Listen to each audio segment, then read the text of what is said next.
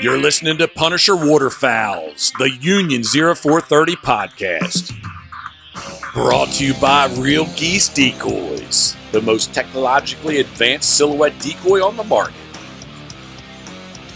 First Light, the best hunting gear on the planet. Go farther, stay longer. And Ducklander Calls. Tradition, education, and quality. Built to hunt.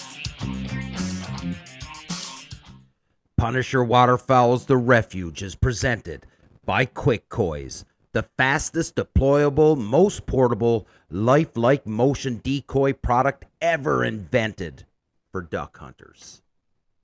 Hey everybody, welcome back to the Union 0430 podcast. This is episode 203, and I have to say, Bill is at his camper, Mark is busy with work, Craig is doing a family vacation. So Cool. I managed to talk Claudio into coming on the show again.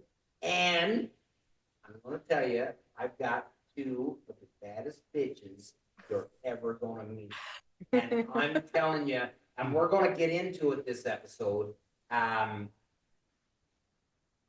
it's going to be good. So let me get this straight. Like, we're just like second rate because your other guys couldn't show up? Or, well, wait.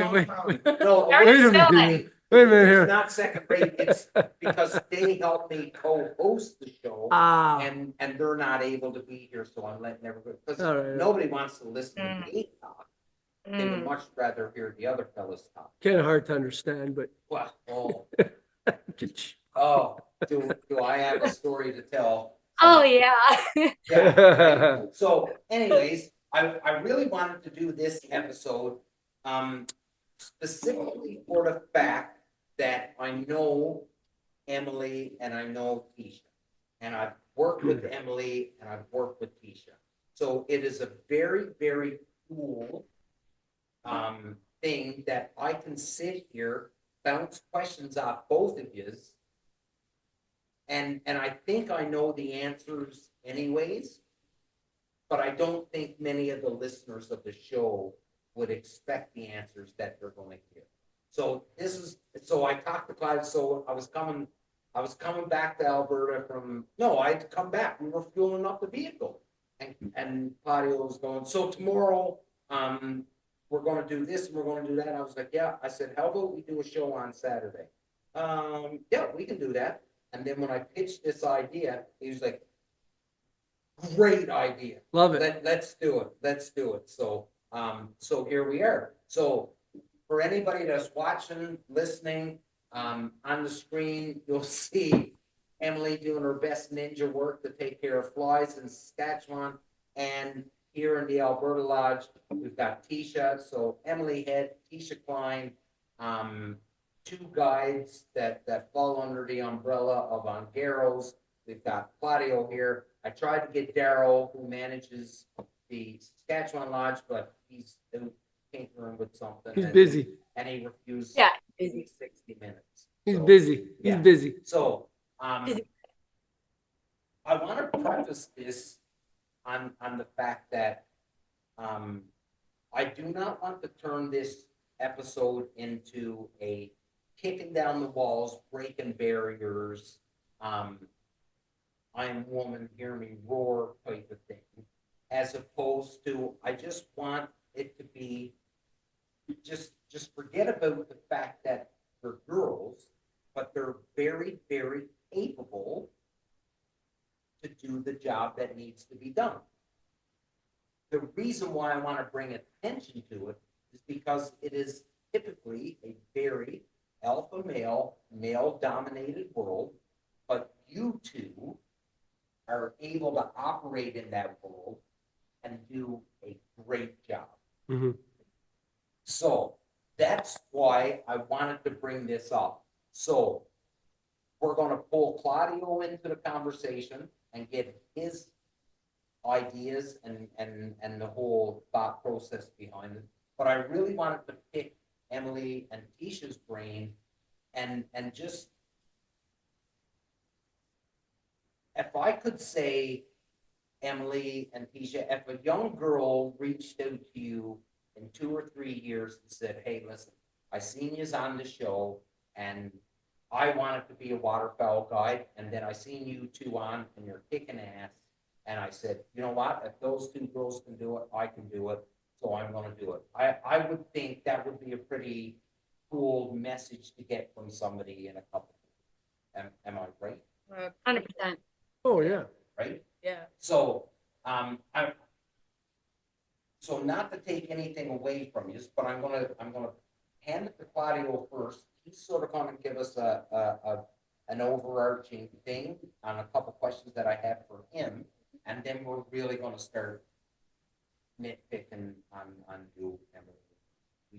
So Claudio, I guess my biggest thing for you, and again, like it's weird to try to phrase this question, but this is such a male-dominated world where the guides are male, the managers are male, the clients are male, Mm-hmm. and yet here you go. You've got two lodges, and in both lodges you've got a female. And I'd have more of them if I could. And then if you look at the staff that runs around and makes everything work, yeah, you've got more females than males. Right. Well, not quite, but on the sports side, but. You just won't throw me a bone. Like, just throw me a bone. It's math. It doesn't work. Yes, Okay, Just good say job. yes. Pat him on the back. Give him a little pat. Yeah, good job. Yeah, right, just won't throw me a bone. I go, where have you been? Like, there's way more guys than girls here. But anyway. Okay. There's only like 2 of us, bro. Well, and but there's Kathy and Barb and Angela and like Yeah, this. So yeah. there's quite a few True. females or Yeah. women. Anyways, Good job, Damien. You got it right. so, but what I wanna, Claudio, was there any initial, I don't wanna say pushback, but was there any initial, hey, like, there's girls? Yeah, there was a little bit, like, Yeah. I look at it and I've been hiring and firing guides like, for 31 years, right? And I look at the spark and the passion, not necessarily their skills. Like, you know what, there's some of the other outfitters I know, they go, well, can he or she blow a duck call? Do they have a dog? I go, I don't care if they can blow a duck call. I can teach them how to blow a duck call. Because I've had a bunch of these prima donna guides roll in, Yeah. and they come in and they got a lanyard full of bands and they can blow a duck call, but you got to kick them out of bed every morning. At 8 o'clock at night, they roll in going, I don't have a hunt. There's no urgency. There's no passion. There's no care. I mean, those guys, I'm telling you, they're gone in 3 days. Every time it's like, next, you're gone. So when I spot somebody with passion, it doesn't matter if you're a guy or a gal, it doesn't matter. That's that, tenacity to want to get it done every day is important. And we saw it in Emily, and I hunted with Emily a few times before you guided, and she came here for 3 or 4 weeks and we kind of had her into a training program. And, you volunteered a lot of your time, Daryl was here working and it worked out great. And then she had to forge her own path out there, and it was tough. Like the hunting in Saskatchewan during the drought there was tough, right? And the hunting is different there. And then here, it's always tough. And I hired another female guide, and it didn't work. She was gone in 3 days. It was like, so is there a little bit of pushback from the guides? Yeah, probably more from the guides than the clients, right? But it doesn't matter. I could hire Prince Charming, who's killed 10,000 birds, and they'll go in and go, wow, is he going to work out? So Right. yeah. And I can honestly say that I've worked with both of them. They're a joy to work with. And Emily's a seasoned pro now. She goes out every day. She gets the shit done. She kills stuff. Teesha's gone out. We started her slow. We started feeding her information. We took her out. We held her hand a little bit. We did. For sure. And you know what? I got news for you. We're not going to hold your hand anymore. Yeah. And, she's gone on a couple hunts now where it took some big balls to do what she did. And she's fearless, because most people would have just buckle under the pressure and go, I can't do this. you know, and I'd love to hear your thoughts on well, on On how the about vacuum. Oh, yeah, well, no, before that, like, the toughest one was, well, when you went on that 10-17 hunt, you remember that? Oh, yeah, that one. Okay, so I thought, well, we could send somebody out, but we had to have guys somewhere else. And I thought it was a morning. We're going into a tough situation. We needed all the spotting power. And I went, you know what? She's ready to do it on her own. And the end result, and I said, if you kill 10 or 15 geese, sir, we'll be happy. And I told the clients, like, it has nothing to do with her. Yeah. Right? It's And- a situation. And you know what? She was a trooper. She got up, she forged her way through there. She came back with a better result than we thought, not because of it was a woman and Yeah, who was a no, I rookie get you. guide. Yeah. It was the hunt was not great, but it's all we had. Yeah. Right? So I want to know your perspective because like I called Lisa, my girlfriend who was in Greece. I go, this girl has balls. I really did. And I went, holy shit, man. Like she went out, she did it. She, 27 birds is a great hunt. Yeah. And so I want to know, like that was the tough one for you. That one was tough. That one was really tough. I did not sleep at all that night, and I had just found like we were scrambling, right? And that's the It was truth. scramble. It was hard. We're in a drought, and there's not a lot of feed because the crops weren't good this year, and it was just so much. And I found it, and I mean, I didn't get to watch it for numerous days to really see, watch the whole thing kind of happen, and we kind of just went in on it. And yeah, I didn't sleep, and I did my and thank God it worked out. But I mean, I went in there and I went in there I went in there more confident than I think I honestly felt, right? Because and I'm not gonna lie about that. That's the truth. I was very nervous about it. Yeah. But I was very upfront with my hunters, and I'm like, you know what? Like, we have no wind coming today. It's gonna be sunny as hell, and like it's not good conditions and whatever. And again, I had to call some, high shots and whatever, and we might not have got it done if I didn't do that, but I had to do, I had to make those calls, and, because I did, we were able to come out of there with a lot more birds than we honestly thought we were going to. And to put it in perspective, like when we say tough hunt, like there was literally 80 geese. 80 geese and And- like 50 ducks. Like, And she came out of there with 10 geese and 17, right? And so when I was at the beginning, when I was coaching Teesha on how the spotting works, I said, Teesha, like when you're watching the duck flights, it's got nothing to do with how many ducks. It has everything to do with how many flights. So if you have 10 flights of 400, that's 4,000 ducks. It looks great, but it's only 10 flights. Yeah. If you have 10 flights of 6, that's 60 ducks. You have almost enough to get it done, Yeah. right? So she went, wow, it's not great. And then, I think I was hunting that night, the evening that you guys were spawning, Yeah. and the guys were scrambling. And I go, really? We're throwing Teesha in on Yeah. like 80 Yeah. geese and 50 ducks. And he goes, that's all we got. And we're going, okay. I don't You're going actually- in? I remember even saying, I don't even think there's 50 ducks. But I mean, like I said, and that's part of this too, is like, sometimes you just have to try it. I mean, Yeah. if there's nothing else, like 80, you got to go. yeah, I gotta add in here because there's gonna be a group of people that's listening and hear, well, there was 80 ducks and there was 50 geese. Because geographically, that sounds like a great hunt, Oh, right? 80 ducks, 50 geese, sounds like a great hunt for a dude and his buddy to sit up on a blind. But that's not the way it works here, because you have clients of 5 that are expecting a smasher. well, every day. hoping. Yeah. Yeah. Yeah. They're Yeah. hoping Yeah. for Oh, yeah. success, Absolutely. right? They're again, I'll say that statement. They're paying a premium dollar. They're traveling to this part of the world, and they expect to see birds.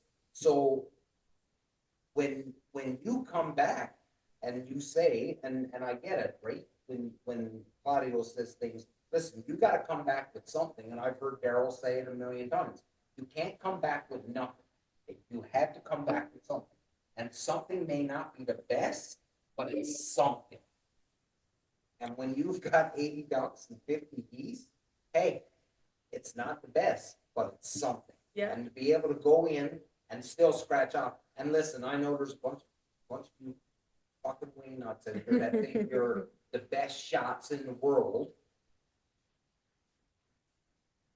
But 80 ducks and 50 geese, and to scratch off the numbers that you got out of a group of 5, where you don't know how everybody is shooting. Oh, no.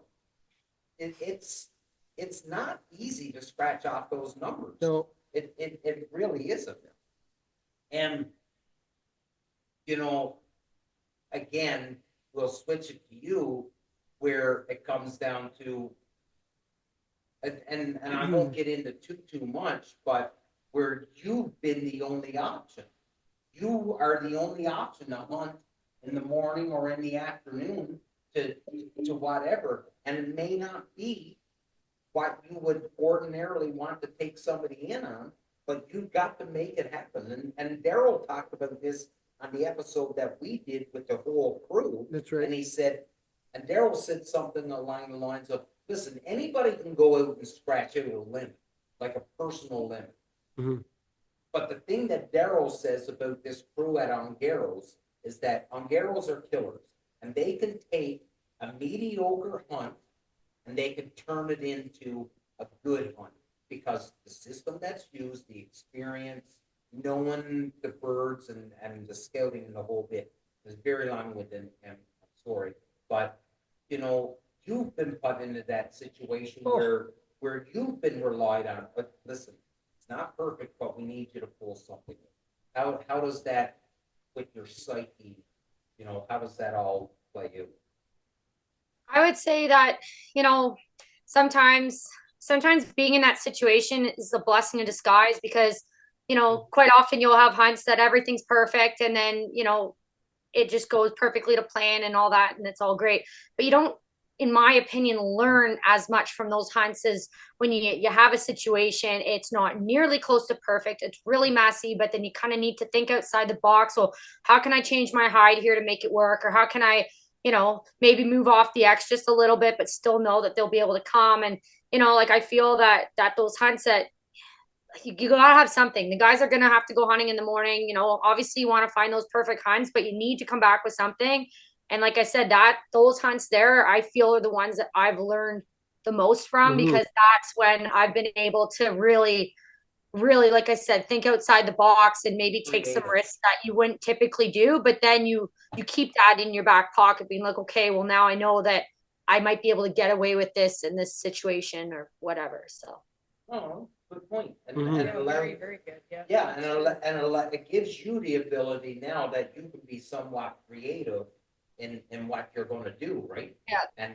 And hey, listen, when you're sitting around the table, and I've seen it here with Claudio and the fellas, and they've all been working together for so long, and it's still impressive when they'll sit around and they'll have their meeting, and then someone will throw in this friggin' tangent. Well, why don't we try this? Oh, that might work. That might work. Mm-hmm. Why? Yeah, let's try that. That might, and you get creative, and I think that's what separates, you know, the bird being up here, twice the bird being down here, is because you can get creative, and you're confident enough with your skills that you can get creative and try some different things. Mhm. And today being Saturday, and we get to have a Thank couple God. of cocktails Yeah. and stuff. We were down having a couple cocktails earlier, and Brad was telling us about a couple hunts where, you know, it just did not look like it was going to work out. And he was like, you know what? Hey, Going in. I'm going in. I gotta go in. I got clients. I gotta take them. And he said it was to the day it was, and it wasn't his biggest number volume That's right. hunt. It was I think he said it was 250, and he's had 250. He's had bigger. He said it was the messiest snow hunt he's ever went into, but it was the most memorable, the best hunt that he's ever done. Yeah. And like he just said, it's, you know, and that's kind of no different than the one I was on the other morning with that 32. I was like, I got some over, you know, this piece of land that Was messy. it's messy. It's so messy. It's like 10 quarters, and I got a pod here and a pod here and a pod here. Like, I had 4 pods, and I just, yeah, like, Yeah. Well, and like, so what happened was Teesha's in there. And of course, like when you're hunting 15,000 specs and the ducks really were in a different scenario. Yeah. But what happens is these specs will bounce off you. And you guys experience in Saskatchewan way more than we do because it's so expansive, bigger pods of specs. So the first flight you shoot, the second one bounces off, the third one goes, well, they're going this way now. And it becomes this rainbow effect and they go down somewhere else.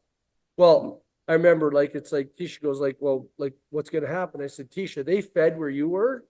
Just remain calm, sit there. And we let these birds sit literally a mile away from you. I mean, I went by there, watched them on the ground because that would have been, well, another opportunity for us. But those birds trickled in and like Teesha's going, 27 ducks, 28 ducks, 32 ducks, done. 14 specs, 19 specs, done. And it was like perfect. It was like 10 or 10:30 and it was done. So, I mean, it was beautiful. Yeah. Beautiful. Yeah. But it is crazy though, like, some of those ones that you think are gonna be like picture perfect, that they're just gonna work out great. And that's the other thing too, like, at the your last half an hour of the night, like when Claudio says, we always have to come in with something. He's not wrong because, like, for a prime example, like last night, we had two guys that, should have been, textbook hunts, whatever, right? But what if right at the end of the night, It just went an shit. eagle comes in Yeah. and freaking busts them all out, or a coyote or whatever, and now we're scrambling because, or actually, even better example, I was going to go in on a hunt this morning, Right. but Get a load of guess this. what happens? They're freaking heavy harrowing it and freaking Oh, bumped all my no. birds. So it's Oh, like, no. okay, now my option is now out. Right. Good thing we have these other two. That's So right. then I'm still now scrambling to find something else just in case something goes Yeah. Yeah. sideways with Yeah. theirs, right? You always have to have something. So it's, you just, And you like, might find a hunt, but you can't just focus on that hunt. You still gotta look for so many more options, right? and it's hard to find that people that have that, like, I mean, for lack of a better word, it's psychosis, Yeah. where you understand the urgency to I've get heard it done. I've heard you use that word. It's big. Over the last 4 weeks, I've heard you use the word urgency so many times. And it is, I don't think the word is strong enough No, for what it actually means to the success of a hunt and the urgency. And listen, I'm not going to take away from anybody that's listening that have guided and consider themselves great hunters and stuff like that. I'm not taking anything away from it. I don't know yet. But to come out, and that's not just on arrows, that is to be a guide. If you do not have the urgency and the desire to, okay, I got a hunt, yeah, that's good, established, yeah, here it is, okay, now I got to move on. You can't sit there all night and just watch the one hunt. No. And that's the issue in Saskatchewan, and that's when I was out spotting for Daryl one night, is because you guys, and Claudio alluded to it, you're such an expansive space that for you guys to cover it all, Daryl had 2 areas that he needed to know what was going on. And I was like, well, listen, I'll go. Mhm. Just give me the pins and I'll go, I'll scout it and I'll watch it. But if you don't have that urgency to want to have a backup to your backup, then it's a failure. You're just, you may survive a couple hunts, Mhm. but the law of averages say something's going to catch up to you and you're going to get caught with your pants. Anyway, change the subject. Girls, don't do that. Yeah, don't do that. Don't get caught with your pants. Well, she And- sleeps with the boss, so that's Yeah, okay. she sleeps. Hey, but you know She what? lives with, wait a minute, she lives with the boss Hey, too, so it's not You know just that what? she We sleeps with. do need to add this part, Ew. though, Em. Hey, hold it up. Oh, what? No, No, Hang nothing. on. no, there's nothing there. Oh, There's I thought nothing- he was like, Oh. so excited. No, It was gonna be a no, there's rating. nothing there. Em and I have been we've been I'm going, relentless. thank God there's nothing there. No, we've been relentless for the week because the guy just he's just Taking not. his time. That's all right. Slower, we're definitely You know sure. what, Em? A little sidebar, the longer it takes, the bigger the ring it's gonna be. That's what I said. Yeah, that's what you said. No. It's just a ring. Just a ring. So no, I wanted Marriage is business. I wanted to dive into this topic, and I really want to know what your thoughts are. And Claudio, I'd like for you to chime in on this, as well. So, we know the science tells us the male brain and the female brain are two totally different things, and the way they approach things are two totally different ways. Men sort of kind of kick in the door, rah, and then, oh well, and then just walk back out the door. Where the women Steal the cookies. yeah, steal the cookies and out the door. Women will think things through a little bit, approach it in a more sensitive way. And I don't mean sensitive as in weak or soft or nothing like that, but a more caring and sensitive way. So keeping that in mind when it comes to permission and land permission. And I will say this, and I will use myself as an example. If I walk up to a landowner and I ask permission to hunt and I get a no, then I walk away with, oh, no, no. And I just accept it and I walk away and I move on to the next landowner. But they see this knuckle-dragging Neanderthal coming down their driveway, and they already have their hackles up. They're like, that's right? Yeah, for sure. They already have their hackles up, but then when you guys walk in, and you guys will both approach the ask different than what I will and what Claudio will. And it got nothing to do with intent. It's got everything to do with delivery of words. And the best example I can give is that I would never have started off a situation with, I can read.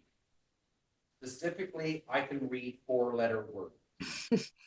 I know what you're saying, but this is the situation I'm in, and I need to ask you for permission. And if I had walked into that gentleman's yard and asked him for permission, it would have been a no. And you know that. It would have been a flat out no. And I'm not saying it's because you're a girl and he viewed you as a female and that's why he gave you permission. He gave you permission because you approached the question differently than any other man or any other person that has approached them before. It's got nothing to do with the way you look. It got everything to do with the questioning and how you approach.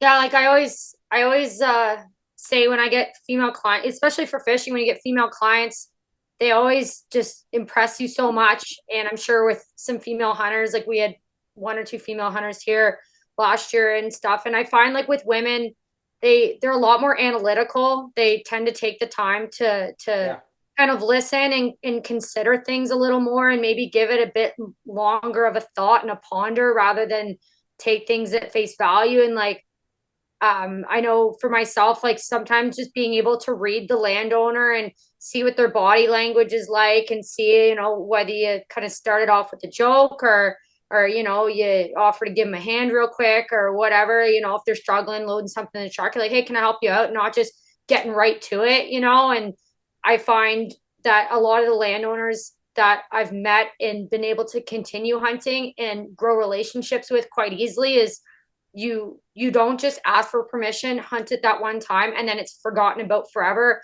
I'll make sure I make a point of being like, is there any way, even though I caught them in person, that doesn't mean they're always going to be home. So I say, is there any chance I can get your cell phone number now that we're face to face? And then I can let you know how we did or when we're leaving or when we're coming or, or maybe, I had a hunt the other day and I was telling Daryl all all the parameters that I had to follow from the landowner. And Daryl kind of goes, oh, that's a lot. And I'm like, well, I understand that, but if that's what the landowner wants and that's what we need to do to be able to do this, then who's this? It's nothing on me to text them when I'm entering the field, when I'm leaving, give them updates on how we're doing. Like I'm fine with that. Like communication's key, right? And so I feel like making the landowner feel like showing that gratitude and not necessarily being like, hey, can I hunt? And then they'll never hear from you again until you're asking them again, hey, can I hunt? And then text them again. Hey, by the way, we didn't have the greatest hunt, but I really did appreciate you letting me on this time. And,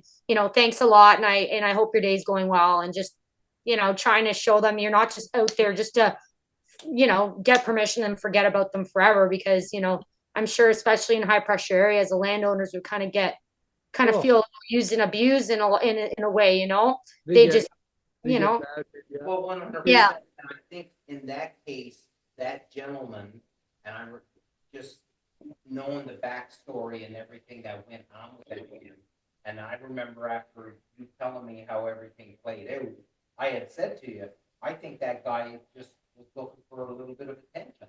And he wanted to be appreciated for the fact that he's offering up his property, and not that he needed a parade or anything. He just wanted to be someone to be thankful for the fact that he's allowing some, and you did that. You made him feel thankful, and you went out of your way to make sure that he was happy and the adjacent landowner.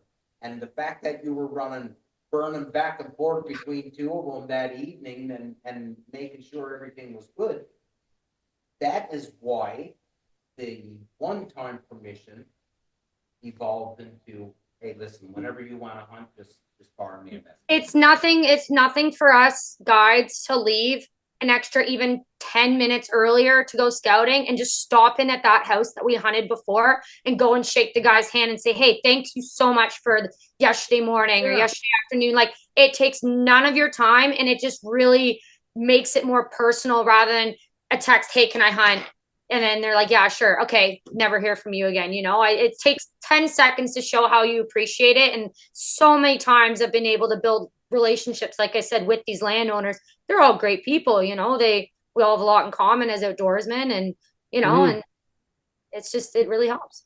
What I really enjoy is the relationships. Like you build these relationships over time. Like, like Lisa and I, like Lisa came, my girlfriend came in last night. She's been in Greece for a couple of weeks. So we went spotting, and I said, hey, I want to stop off at Les's place.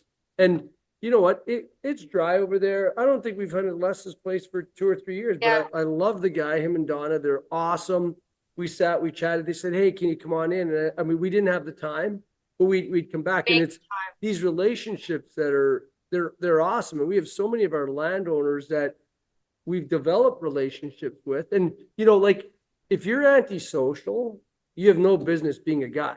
First of all, like if you're a hermit, like, and then most people are social, right? So, I mean, I really love that part of it is the growth of the relationship. And, unfortunately, I mean, we can't be everywhere all the time, but you try to build these relationships with people. And I know what we do is we'll go by with, like at Christmas, we'll go buy the bottle of Bailey's, or now we're doing the jerky. Yeah. And I mean, we've had some questionable jerky, like I got some feedback the other day. He said, wow, I didn't really like that stuff. And I go, well, we're working on it, and I go, well, you know what, if it's bad, just whatever, tell us, and so many people, like, now we got it kind of refined. And what like, there's no upside. There's zero upside for a landowner to say yes. So why would they say yes? Yeah. Like, just think about that. Like, why would they say yes?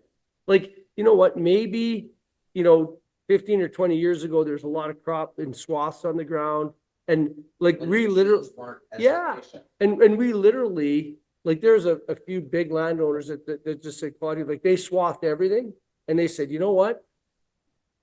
You guys just go pound them. When they're there, pound them. And we did, as opposed to, they go, yeah, well, we don't want to get a guy calling us on Tuesday and sitting and feeding on our barley till Saturday.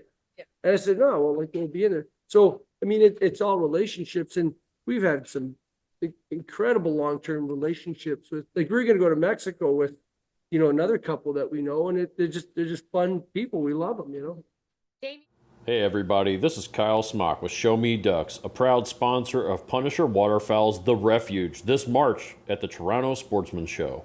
Come check us out in The Refuge to see the Deep Diver 2.0, the Ice Quacker, and the Mini Quacker.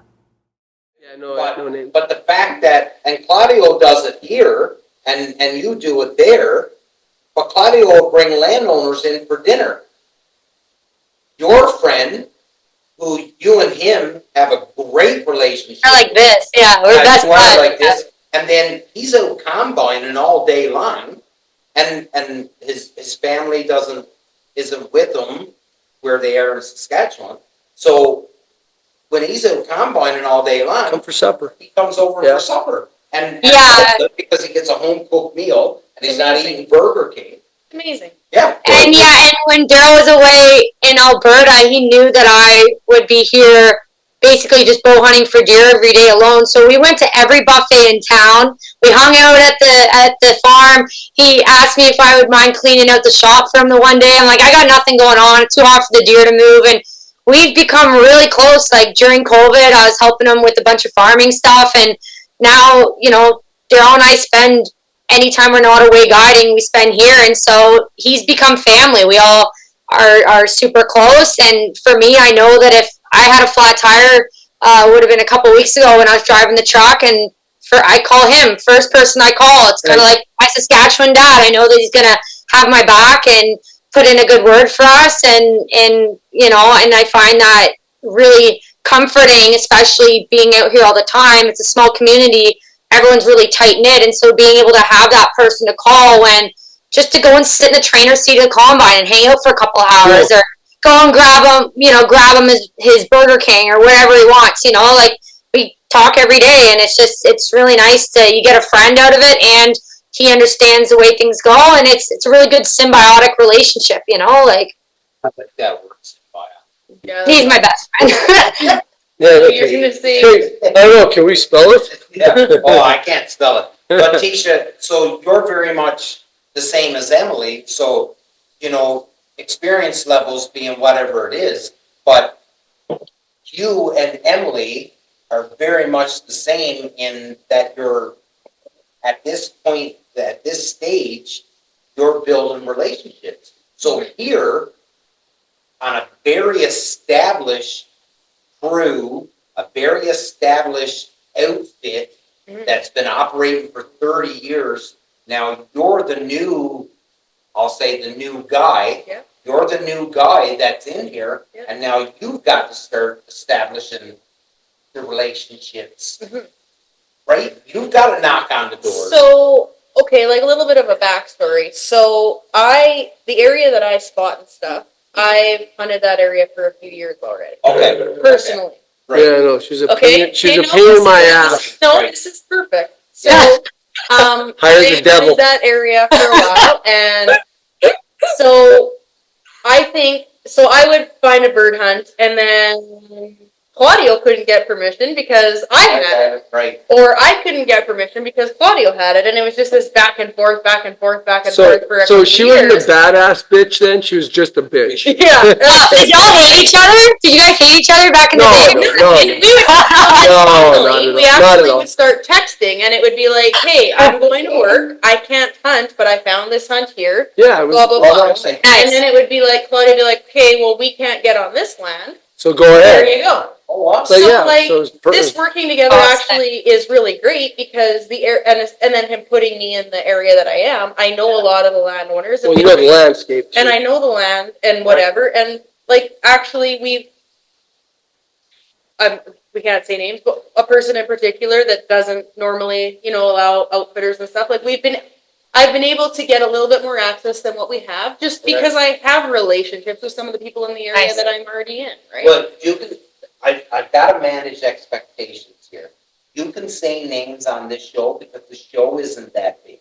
Like No. No, we can't. And one of The trolls will find us. Oh yeah. If anyone knows where we are, we're on Mars. Yeah. And I gained such good relationships with my landowners that I can go use their bathrooms whenever I want, even if they're not home. Oh yeah, just go and use the bathroom whenever you want. No problem. That's nice. That's girl privilege right there. Yeah. There's no way they'd let dudes come in and destroy Yeah. the toilets. Absolutely. Nice. Well, I mean, Absolutely. hey, Absolutely. I'll take it for being a girl for that one. That's Absolutely, awesome. and so you should. I did want to, and Claudio, that this won't include girls, but this sort of kind of includes you. And we talk about land permission and relationships with landowners and all this stuff. And the vast majority, so I hunt in Ontario, and then a lot of the people that listen to this show are on private land, leased land down in the States or duck clubs and stuff like this.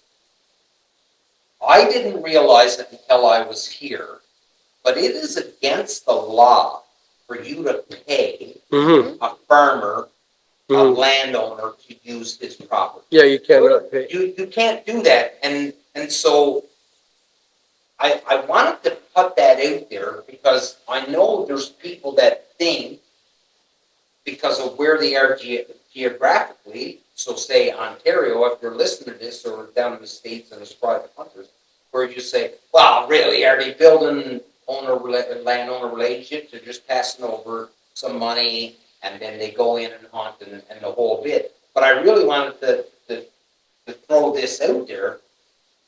That's how important this relationship is, and how you have to massage it and make sure everybody's happy. Because it's not a dollar value that you're paying, which plays into the point where you said there's no gain into it for the landowner.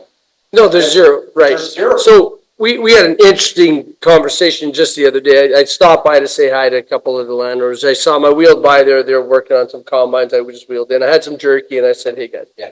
And you know, one of the dad goes, Claudio. He goes, "I've been talking to my consultants. We have a way figured out how we're going to charge you for access." And I said, and he was kidding, of course, Yeah. right? And I said, "You know what? Like, I think my reaction to him was like, oh, we can't." And I went, "You know what? Perfect. If it's legal, we win." Yeah, right? yeah, Like, yeah, you know, like, and this is business. I'm running a business, and if I could pay you, I would. Yeah, It's simple. You win every day. We would win every day. Yeah. And the philosophy in Alberta is everyone should be able to hunt. And so if we win, the 16-year-old with the 1986 Pontiac Phoenix and 6 decoys in the back won't be able to knock on a guy's door and go, "Hey, can we hunt those ducks?" And fortunately, on the landscape, and much to our frustration, like, most of the landowners are loyal to nobody. And I think it's great. Yeah. Right? I absolutely think it's great, because that kid who knocks on the door, he goes, "Hey, yeah, yeah." And it's like, I might call the guy, go, "Hey, Bill or Ted or Fred or whatever the landowner's name is, hey, can we get in on section so-and-so?" And he goes, "You just missed it." Cool. And I go, whoever got it beat us, and they either called earlier or they saw it before us, and that's cool. And like, although some days it's frustrating, but it works. The system, as crazy as it seemed, works. Yeah. And that little kid was me when I was 14 and 15 and 16. And, you know, like, I believe that everybody should get to hunt. And yeah, you know, from a business perspective, if I was able to pay, because trust me, some of these clients, I mean, they have very, very deep pockets. And if we said, okay, it's going to cost you an extra 25 or 50 or $80, whatever the per day rate is, like in Manitoba, there's a per day rate, I believe, it would really mess things up, and it would make my life easier.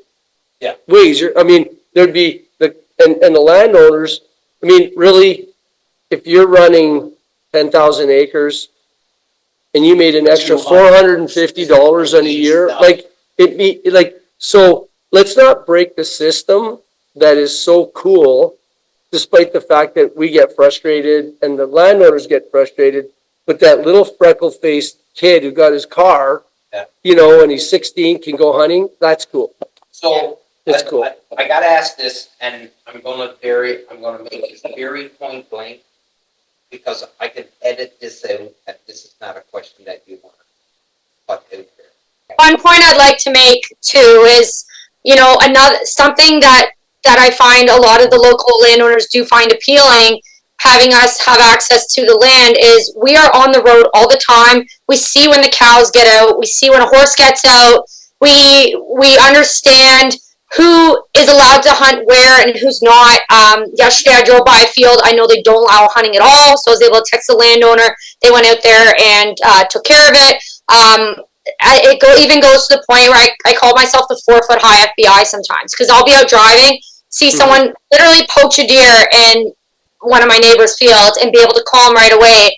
He can get over there and deal with it as possible. So we kind of, being on the road and having that relationship, it does benefit the landowner in that circumstance, that they know we're out there, we're watching, we're driving, we're seeing who's in the yard, who's not. The amount of times I've gotten texts being like, my cameras went off, is there anyone in the yard? I'll swing by and make sure there's no one there, right? So I feel like there is a bit of a benefit for the landowner in that sense. We're able to keep an eye on things, and yeah. And that's huge, Emily. That comes with that building that relationship where they have enough trust in you to be able to text you and ask, because they wouldn't do that to just anybody, right? No. Like there's a level of trust there where they reach out to you and ask you that question. Even if they don't let us hunt, there's a farmer that has tons of land near us. He doesn't really allow hunting, but I watched a bunch of guys trespass and shoot a deer early before the season started last year, and sure enough, he's friends with one of my good friends, so I was able to get his number, call him up real quick and say, listen, there's guys trespassing in your field. I know you don't allow any hunting because your son likes to, so, if you want to take care of that, and hey, maybe in the future he might let me on if I were to ask again, because he knows that I do have his best interest at heart, right? Yeah. We had a situation the other day, like Teesha was driving around, she goes, hey, do you have so-and-so's number? His cattle are out. Sure. And it was like, boom, that was done. And, we're out there all the time. So, if you see a 1987 red Ford Focus or something skulking around, we're going, we'll text the guy going, hey, get back. Yeah, there's something's going on, right? So, and we tell that to fish and wildlife guys all the time. We'll go, guys, we're not the bad guys. We could be your deputies. You guys have 3 trucks on the road in Saskatchewan. Yeah. We have 5 and sometimes 6, and we're up. Basically, we have the county covered from 4 a.m. until 11 every night, because we're either out on the road or coming back. Yeah. I mean, if shit's going to go down, we're going to see it. Yeah. And whether it's someone pulling in skulking in a landowner's yard, and we had a situation a few years ago. Brian, one of the guys used to work for me. I mean, we didn't see what happened, but he goes, hey, someone was in my yard stealing fuel. Did you see anybody? Just the fact that he would text us, he knows that we're out and about. We just happen to have anybody there at the time. So, it's cool that, everybody, we should all use each other, because we're all the good people in the world, Yeah. Just to pull things back, because we sort of kind of got sidetracked here for a little bit. But I did want to pull it back into this. The impressive thing, and one of the biggest reasons why I wanted to do this episode and include Teesha and Emily, is because you've been absolutely destroying birds for the past week and a bit. And I mean, taking clients out, shooting birds in the face, and clients coming back to the lodge and high-fiving one another because they are so excited. And to the point where Emily, the one guy, looked at Daryl, slapped him on the back and said that you had saved his butt for the week. Teesha, to you and I sitting down having drinks last night, where one guy comes by and says, what an awesome hunt it was to do 32 and 32 with you. And then today, the fella leaving, going, Teesha, nice to meet you. I cannot wait for next year that I get a chance to hunt with you. cannot emphasize just how well both of you do your job. And I don't want to turn it into a thing where it's more emphasis on you because you're girls, but at the same time, it's important to point out that two girls in a male-dominated world that's absolutely friggin' crushing it right now. Like, you've got to have a little bit of extra pop in your step. Like, I know you, and I know Emily, right? Yeah. I know both of you. And when you're around your peers, I know you're not cocky and you're not that type of person. But It feels good. But when you're It feels good, right? Teesha, you can probably agree with me on this one. Like, I say, like, 90% of women feel like the most beautiful per se when they got, like, their hair done right and a nice outfit on. Like, I feel the best version of myself and, like, I've had a good hunt or, like, a good guide day. Like, that makes me, as a person, just, like, shine, you know? Like, nothing, Blood and you know, feathers stuck to your hands, right? I know, like, there's nothing better, like, genuinely, like, you can, you know, it's, and I'm not knocking it, like, I like get my nails done when the season's over too, but I'm just saying, like, for me, as, like, with my personal confidence and just who my identity, you know, I'm sure you agree with me, it's like, that makes you, as a woman, feel kind of, like, Damien says, like, badass, and kind of makes you feel, like, your confidence, like, that's where I go into a makeup store and I'm like, oh my gosh. And then I go into Cabela's and yeah, I love this place, you know? It's like kind of the opposite, you know? Like, yeah, I agree with you too. And I mean, like, so many people said to me, like, so you're going to go guide this fall. Like, now you can't hunt for yourself. And and I said, you know what? Honestly, and it's no different than bears. Like, I grew up, that was the first thing I ever shot was a bear with my dad. And honest to goodness, like, I almost feel more satisfaction helping someone else fulfill their dreams. Like my dad helped me when I was, you know, a kid, and that it doesn't even matter that I'm not out hunting for myself. It really doesn't matter. There's something different. There is just such a different feeling, you know, like a little off topic, but like spring bear hunting. Like a lot of my clients come from like Norway, Sweden. You got 2 minutes to talk about bears. I talk about ducks. Okay, this is 2 seconds. But I'm just saying, Damien, give me the time. They come over and they've never even seen a bear. Oh, really? Yeah, like they don't, like Norway, like they come over, they've never seen a bear at all. And just the simple thing, like they may shoot the smallest thing in the world, but they're so happy. Right. It literally makes me sleep so good at night. Yeah. And this is the same thing. This is the same thing. But that ties in, so that same feeling that you have there is the same thing with the urgency. 100%. That's what I'm saying. It's just like unbelievable. The feeling is just. If you don't have those two desires, then you're going to fail as a guide. 100%. And this is from me. I'm not a guide. And this is from me just being on the outside. But I said it 2 weeks ago when we recorded the show with Claudio and the rest of the boys when you were away. Mel, Jay, Daryl, Brad, Tyler, Teesha, Emily, everybody that is part of this staff, Claudio, wants to hit limits more than what the client does. Totally. Yeah, I mean, 100%. I seen Mel walk in 3 weeks ago. He sat to that table as we ate dinner and tell me about a smasher of a hunt he had for the next morning. And he came back with his tail between his legs the next day because it didn't friggin' work out the way it was. And I'm going to tell you, he was not a happy man. No. Because that hunt did not work out the way It's disheartening. It's disheartening. It's disheartening. That's the word, you know. You know, for me, like I get, clients come back and like, and it typically we pull up to the photo deck, right? And you put the truck in park. And at that point, the clients always go, Claudio, or whoever's in the truck, that was great. Love it. Thank you so much.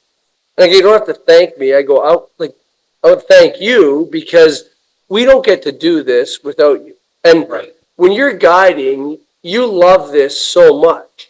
Like you just want to be under birds. And when I close my eyes and I see a speck boat up like this and his feet are sticking way out, and or a mallard, like when there's 100 of them and they're like, and you can hear that, like it's expensive to go hunting. Like even if you're a local resident, you're burning fuel, you're burning time, you're burning ammo, and we've created a world where like there's no way any of us could hunt for 65 days because it would break you. And instead we flip it where we get to create these experiences and you're not pulling the trigger, but you get them. Like for us, the game is not shooting. It's getting those things to go like this and then like this, 15 yards in front of the hunters. You go, all right, boys, rip them. Yeah. Like when we say rip them, that's like they're shooting, and that's what makes it. That's what I think what guides love about the game, right? I've seen and I've sat at that table when we've ate, and I've heard Emily, I've heard Teesha, I've heard Claudio, I've heard the whole crew, and I've heard them, and they've seen it a million times, but they'll get excited about it that morning just as if it was the first time they had seen it, where birds will just hook that corner and just come in, and you used the term tonight, and I never ever heard it, where wingtips are touching. Yeah. What? Like you just see those wings bowed in and they're just touching, and you know they're doing it. You know that you have done your job. Yeah. You tricked them. And you tricked them. And now it's up to you've done your job. Now it's up to the client to do their work. I had a really neat one yesterday. We went 40-40, and I had Ted, who was Scheffler, who was just on my far right, and we talked about it after because they went 40-40. But before I went spotting, we're downstairs. They're having a couple of drinks because they're not going out. And he goes, Claudia, like I'm sitting there, and those birds were right there, and I couldn't believe you couldn't call it. But when when we're guiding, we're back 3 or 4 yards. And I need 100 mallards were on top of this one guy. And but I could tell with the way they were bowed up that they were going to kick over and set her up. And when they sent her up, they killed 10 of them, 10 or 11. And then he goes, man, I couldn't believe that you had the patience to let him go. I said, well, we see this, but for us, that's the game. Yeah. Like to get the birds, to make these birds do crazy things that they don't want to do and center in front of 5 hunters. And he goes, I got it, but I didn't get it at the time. I thought, why isn't he calling it? Why isn't he calling it? And having said that, great discipline on the hunter's part, because he could have just cut loose, which you guys experienced with the bunch of boneheads that you had at the camp there last week. And these guys were awesome. I did it with Teesha. I hunted with Teesha on her first hunt, where she set it up, and I'm sitting there, and I'm keeping my mouth shut. I'm there to help her, and she wants me to help her recover birds or whatever. And I'm sitting there, and I'm just like, hold the shot. But I'm in the blind. I do not see everything that she sees. That's right. She sees 70% more than what I see from the blind. Mm-hmm. And I'm just like, and I didn't say it out loud. I didn't, chastise her or nothing like that. But I said to her after, I was like, I did not see what you were seeing. Mm-hmm. And I was wondering why you weren't calling the shots. And she called the shots when she called the shots, because that was when you were going to have the most success. And that's the thing. Like, she's a hunter. It's just. And I mean, like, that was the biggest thing with that. There was so many ducks on that hunt that it was like, 2 were coming in doing it, but I had 15 or 20 coming in, and then I did have the one guy, can't remember. He's like, you didn't call that? I'm like, well, don't you want to wait for the? Yeah, take him. Like what I'm saying. Like he's talking to me, and I'm like, well, we're not going to take on 2 when I got 15 gonna do it on the 60 yards out. Like I'm not going to call that shot. Like. I'm sorry, but I'm not going to do it. No, and so that plays into a question that I have. And Emily, actually, I'll start with Teesha on this, and then I'll bounce to you, Em. So using that last story that I had as an example, right? So if I was the guy, a male, Damien, if I was a guy, would the client question me, I'm not calling the shot? Mhm.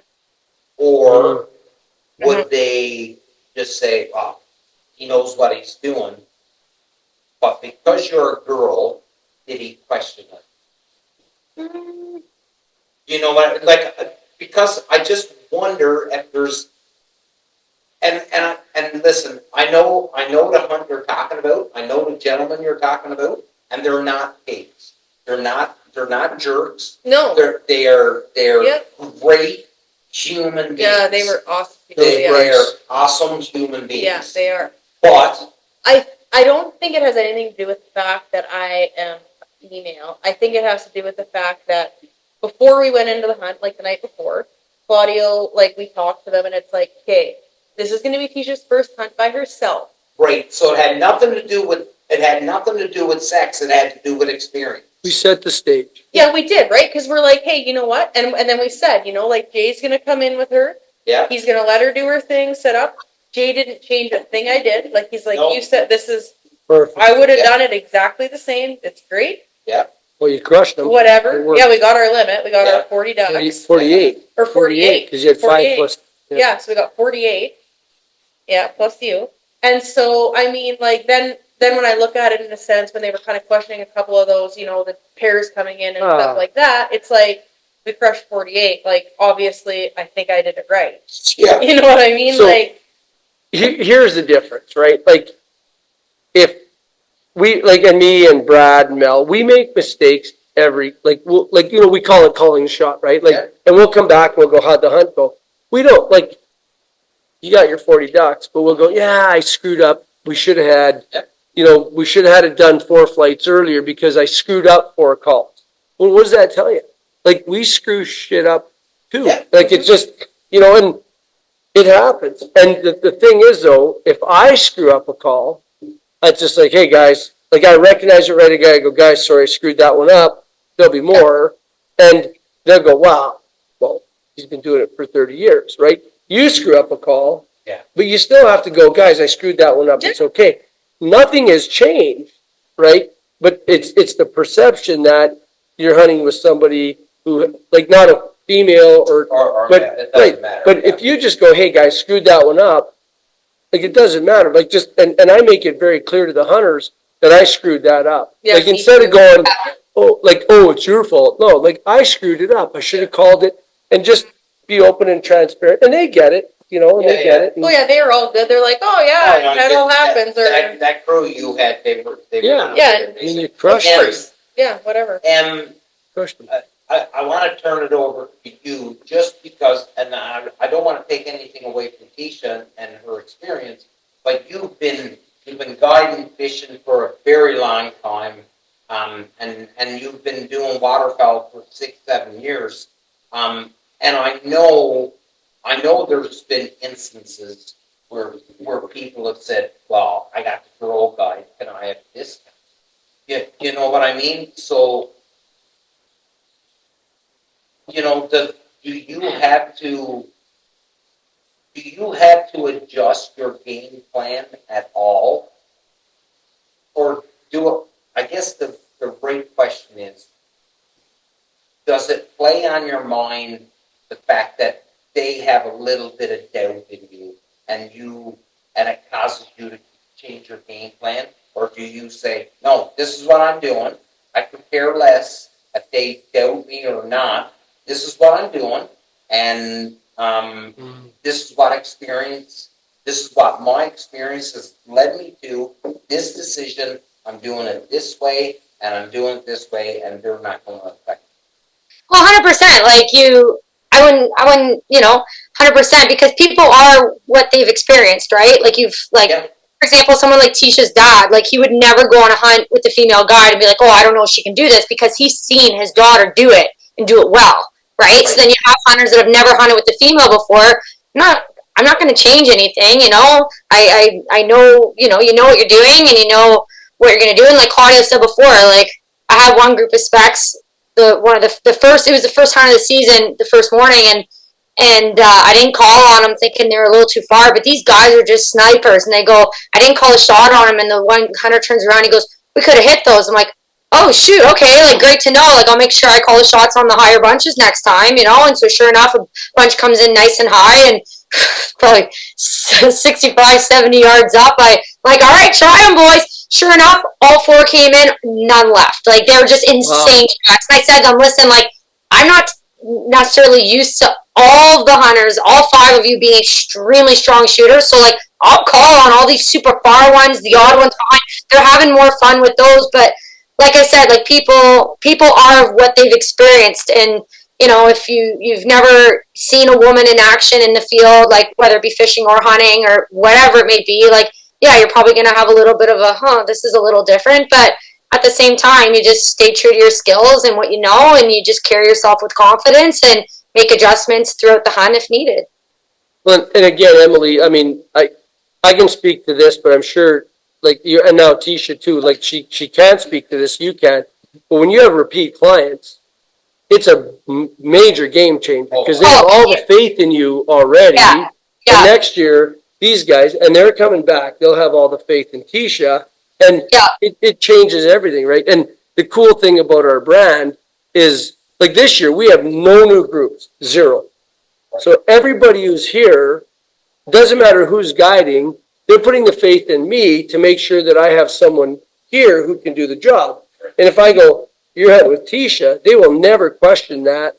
And the end result is positive because the pictures on the deck are the end result, right? So, and Teesha wouldn't be here, or Emily wouldn't be here, or Mel, or none of us if they couldn't do the job. So, it's kind of cool, but there's a lot less pressure on all of us, and it doesn't matter if you're a girl or not, with a repeat client, right? It's for sure. Oh, it makes a huge difference. Yeah, like we were talking about landowner relationships. Well, there's the guide-client relationship, which is even like a much bigger bond.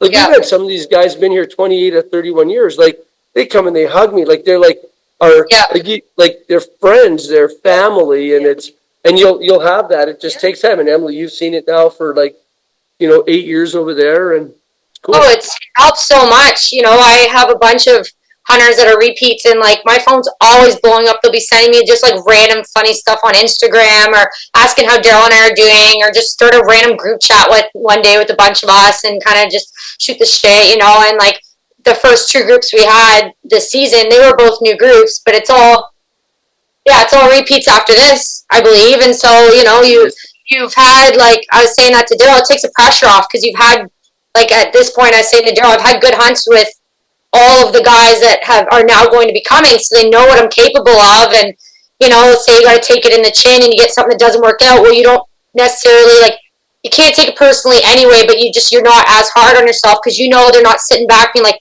well, I had a dud because I had the rookie, or I had the female guide. Like, they're not thinking in that way. They're just thinking, oh, well, we had a great hunt last year. We know she can call, or we know she can set up, or whatever it may be. And it didn't work out. And that grace is there rather than that harsh judgment. But I feel like not just being us, but even like you and Claudio and Daryl, like as the managers, like, and the owners, like the pressure on having a new group would be immense because you're setting that impression to try to set up another lifelong client, right? So to try to get that good first impression and to make sure that they're happy with everyone, and let's face it, we have our own performance to kind of eat at the end of the day, but the owners, like you and Daryl, you have everybody's performances that are on your shoulders too, right? So I feel like we all kind of feel similar in a way when it comes to new clients. You just want to make that good impression, For sure. I know you did mention something. Oh, is he back? You did mention something, Emily, where you said the pressure's off. I think the pressure's not off. It's just it's a feeling. It's an internal feeling that you get. The pressure never goes away. Like, no, it's still But it's more like, you know what? Like these people understand, they get it, and if it goes sideways, they understand it now. And it's true. That's the because it's like the reputation almost being on the line is a little different, right? Like it's not like I said, like you're right, like the pressure's never off, but it's like to have that reputation. It's not like, well, this is my first impression hunting with Teesha, or hunting with Emily, or hunting with Claudio or Daryl. It's not my first impression hunting with them. I've hunted with them before. I understand what they're capable of, and that's just the way it goes, right? Like I said, like you're always kind of, you want to succeed, of course, but you know that they know what you're capable of in a way. Yeah. And as an outfitter, like I might get a random call, right? We get guys going, hey, we want to hunt Alberta, and some have heard of us, some haven't, right? And it's like, okay, fair enough. Like we put a lot of faith in all of the staff. Like we're talking the cleaning, the cooking, how the beds are made, making sure there's that little chocolate on the bed, and of course the killing, the food. Like the food's all got to be good. The bathrooms have to be clean. Like it takes an army, right? And what I always I tell my staff, and Teesha's heard this, and you have too, Emily. And when we get somebody in the door, and I mentioned this to clients today, never ever give them a reason to look anywhere else. So I want them to have such an amazing experience. And you know what? I can be arrogant and cocky and go, you know what? There's lots of clients. We have lots of phone calls. We have a waiting list this long. But we just want to keep the guys we have because those relationships are precious and beautiful, right? So, I mean, it's, and you don't want that feeling of guys leaving going, it was okay. We want them leaving going, fuck, man, that was awesome. Yeah. And we will be back. Pardon the language. No, I don't. I don't swear, ever. I don't want this to just on be TV. I just don't want this to be a five hunt trip. I want to turn this into an 8. Yeah. Right. And that's what you see here. Yeah. I don't want to go and there's a system where you've got to reset the whole lodge and the whole bit, so you're sort of the ghost is gone. He's covered in dirt all on his back from laying under the vehicle. So for anybody that's watching, you would have seen Daryl show up, but now he's hiding away. If you think this guide life is easy, everybody would know that it was easy. Benson. Benson's not happy. You know why Benson? Benny's our super retriever. He has not been fed for 2 hours, so he's not happy. Well, I'm telling Lisa. This was episode 203 of the Union 0430 podcast, and I'm pretty proud to be able to say that I know both of them, and that I've hunted with both. Yeah, and you are, Damien. You really are. I miss Damien so much. I'm very proud that I can do this show, and I can honestly say that I know both of you, and I've hung out with you, and I've drank with you, and I've hunted with you, and I've the whole game. And I'm proud of you, and I'm very, very proud of you, and I hope that at some point down the road, someone will message you and say, I've seen you on this show, and I heard what you said, and when I thought I couldn't be a guide, I listened to you, and it made all the difference. And that is the goal. I cannot thank you enough for doing it. We're going to do a quick around the table. We'll go Teesha, Claudio, Emily, and then we'll then go. Daryl is whatever. Daryl. Some of us call him Daryl. No, I call him Daryl. Daryl. Like epidural. Epidural, yeah. So what I want to say is, firstly, you have been so much help around here. It's amazing. But you don't have to do that. So talk about. Well, no, but it's true though. I don't like. What do you want to know about me? Just say things like, this was awesome. It was more than what I expected. I love this, and yeah. Sounds like a Yelp review. Yeah, that does sound like a Yelp review. Yeah. Speak. Let's go. Nice shirt. Yeah, Nice- like you nice guys. shirt. So yeah, that's it. I was like all dressed Oh like my Emily. God. It was on it was on, and you know what? We're doing my show now, so I can say this. It was awesome. So Teesha was behind today. I'm going to give the backstory. So Teesha was behind today. Every guides were out hunting. So on Saturday, the people that are behind, they've got to clean vehicles, and there's a bunch of work that has to be done Saturday morning while there's people out hunting. So Teesha was doing her thing and the whole bit. So when she got all her work done, she knew she had to do the show. She went and showered up. And First time all week. And she got and she got herself pretty to do the show. We're sitting at the table. We're sitting at the table, and this is the relation. And don't take this for any. No, it's awesome. Don't take it for anything more than what it is. And Claudio looks at her and he goes, "Can you not look?" No, how was it he said it? Can you not look so lumberjacky? Not look so lumberjacky. Because she's wearing this big plaid jacket the whole day. I love it. So he goes and he finds her a hard to hunt t-shirt. I'm in here and I've never gotten a damn shirt. I know! I haven't gotten I've never gotten a shirt. Don't worry about it. Shirts and hoodies are coming because I drop that hint all the time. They're coming. They're coming. They're coming. Anyways, I stole your thunder. Yelp review. Let's go. Spin it. Well, I mean, I think that honestly, more women should do this. 100%. I do. 100%. I really do. And I mean, it has nothing to do with the male, nothing like that, whatever. I mean, so many men think that women bring drama and women bring this, but I honestly think that us women can bring something extra to the table that just, we can do it. I don't have a problem with women around. It's just Teesha throws potpourri around everywhere, and I don't like it. But, anyways, Claudio, to you.